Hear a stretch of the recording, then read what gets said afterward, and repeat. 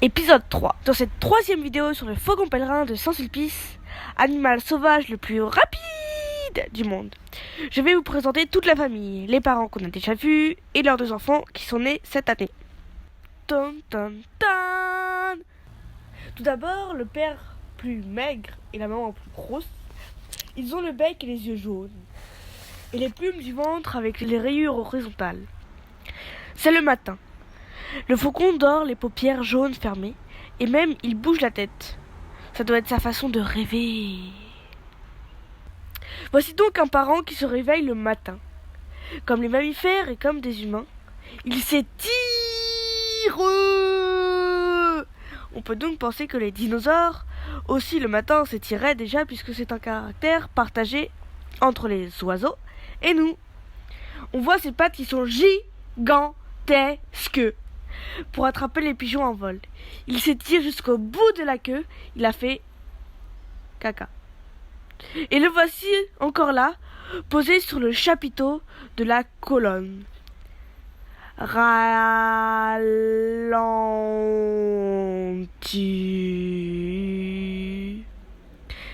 Et encore ici. C'est son endroit préféré au ralenti.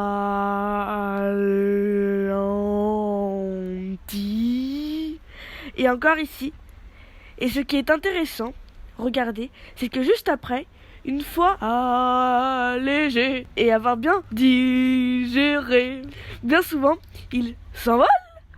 Pour rappeler, voici un gros plan sur le bec et le cri.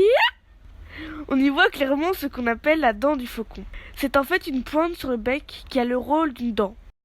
Voici les cerfs, qui sont vraiment énormes, plus gros que la tête. Là, nous entendons le cri de la mère faucon qui appelle son enfant qui n'est pas là. Elle peut ainsi crier pendant plusieurs dizaines de minutes. Je vous laisse écouter.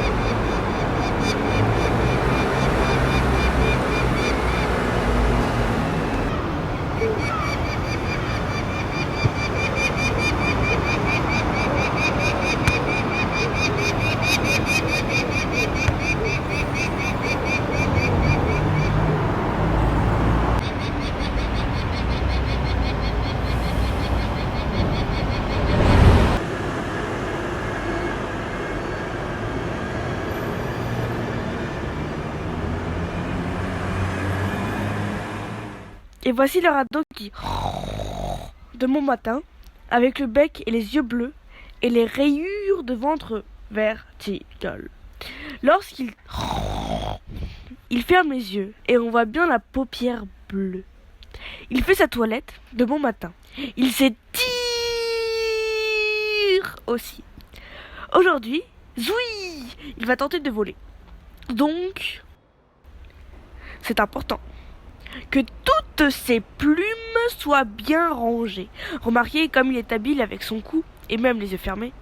Il sait remettre ses plumes en place, évidemment.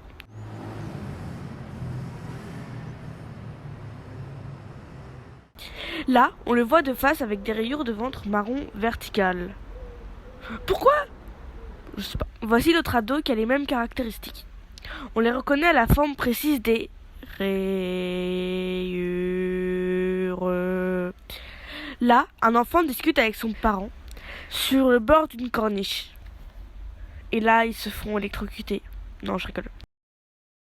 Les faucons attrapent des pigeons en plein vol. Cela peut être loin, mais juste à côté de la tour. Puis ils les ramènent sur la tour. Il n'y a pas que des pigeons, regardez. Cette proie a la tête noire, le plumage blanc et un long bec fin et droit. Nous le reverrons de plus près.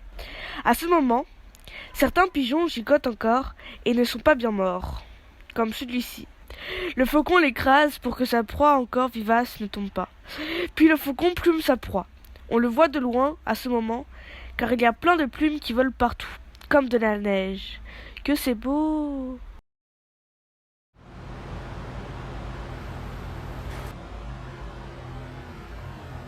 Enfin, il mange l'intérieur du pigeon. Toutes les chairs. Ah, c'est horrible.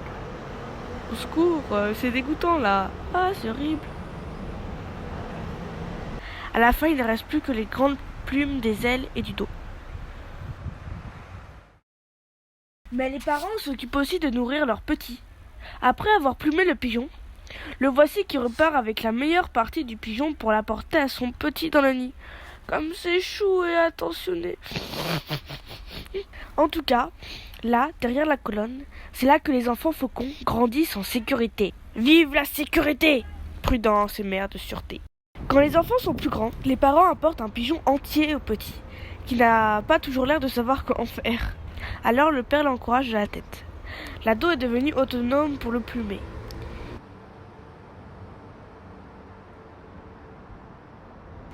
Il peut manger quelques plumes du pigeon, mais ce qui le régale, c'est surtout l'intérieur sanguinolent.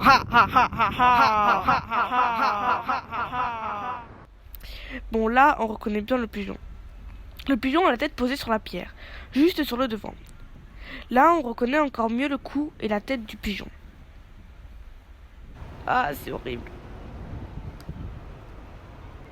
Au secours, c'est dégoûtant, là. Ah, c'est horrible.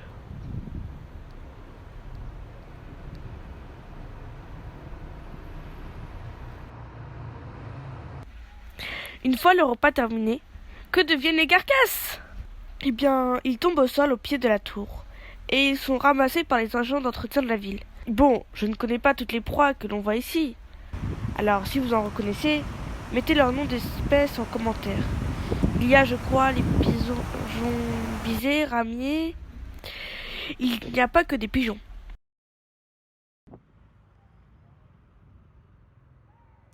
Ou bécasses de bois.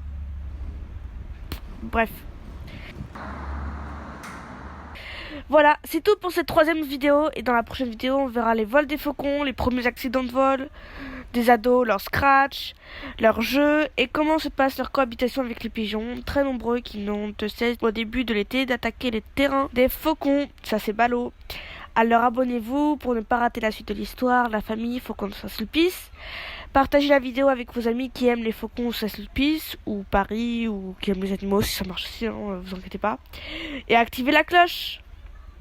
Dun, dun, dun.